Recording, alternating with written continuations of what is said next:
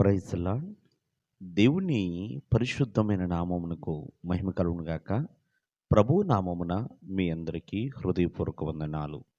ఈ ఉదయకాలము దేవుని వాక్యాన్ని విందాం. తిమోతికి రాసిన మొదటి పత్రిక 4వ అధ్యాయము 7వ వచనము. అపవిత్రములైన ముసలమ్మ ముచ్చట్లను విసర్జించి దేవభక్తి విషయంలో నీకు నీవే సాధకము చేసుకున్నము. ప్రియులరా, ఇక్కడ దేవుని వాక్యము సెలవిస్తుంది, అపవిత్రమైన ముసలమ్మ ముచ్చట్లను విడిచిపెట్టండి. అంటే పలు రకాల ముచ్చట్లు, పలు రకాల సంభాషణల వలన అవి మనిషిని అపవిత్రతలోనికి నడిపిస్తాయి. వాటిని విడిచిపెట్టండి. దేవుని భక్తి విషయంలో నీకు నీవే సాధన చేసుకో. ఎందుకంటే అటువంటి సాధన అనేది ప్రయోజనకరముగా ఉంటుంది కాబట్టి.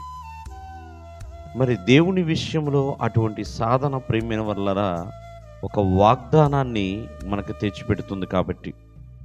ప్రేమైన వల్లరా, ఇప్పుడు అభద్రమైన వాటిని యందు మనము అలాగే జీవిస్తూ ఉంటే అవి మనిషిని భ్రష్టత్వంలోనికి నడిపిస్తాయి. అదే దేవుని భక్తి విషయంలో ప్రార్థన చేయటము, విశ్వాసం ఉంచటము, వాక్యము చదవటము, పరిచర్య చేయటము, సువార్త ప్రకటించటము, ఇలా దేవుని భక్తి విషయంలో ఒక సాధనగా మనం వెళుతున్నప్పుడు ప్రేమైన వల్లరా ఎంతోమందికి మాదిరిగా ఉంటాము. అలాగే దేవుని ఎదుట గొప్ప వాగ్దానాన్ని కూడా మనం పొందుకుంటాం. అపోస్తులుడైన పౌలు తను రక్షణ పొందిన తర్వాత ఎంతోమందిని ప్రియమైన వల్లరా ఆకర్షించాడు. అంతేకాదు ఎంతోమందిని తన యొక్క పరిచర్యలో పాలి భాగస్థులై ఉన్నారు. మరి ఎంతో సాధన చేశాడండి, ఎంతో సాధన. ఈ రోజున దేవుని భక్తి విషయంలో చిన్న అపరాధము లేకుండా మరి దేవుని ఎదుట పరిశుద్ధంగా జీవించాలన్నా, దేవుని ఎదుట మనం నిలబడి ఉండాలన్నా, దేవుని దగ్గర నుంచి ఆశీర్వాదం పొందుకోవాలన్నా, సమాధానం పొందుకోవాలన్నా ఎంతో సాధన అనేది అవసరమండి.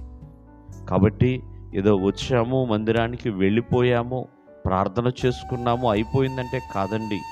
అపవాది ఎన్నో మార్లు నీ భక్తిని పాడు చేయడానికి, నీ సాక్ష్యాన్ని పాడు చేయడానికి, నీ దగ్గర ఉన్న యథార్థతను పాడు చేయడానికి ఎప్పుడు చూసినా ప్రయత్నిస్తూనే ఉంటాడండి.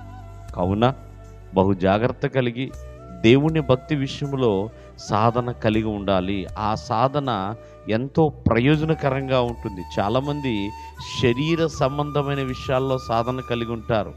దానికంటే దేవుని భక్తి విషయంలో, అంటే ఆత్మ సంబంధమైన విషయాల్లో సాధన కలిగి ఉంటే అది అన్ని విషయాల్లో కూడా ప్రయోజనకరమే. దేవుడు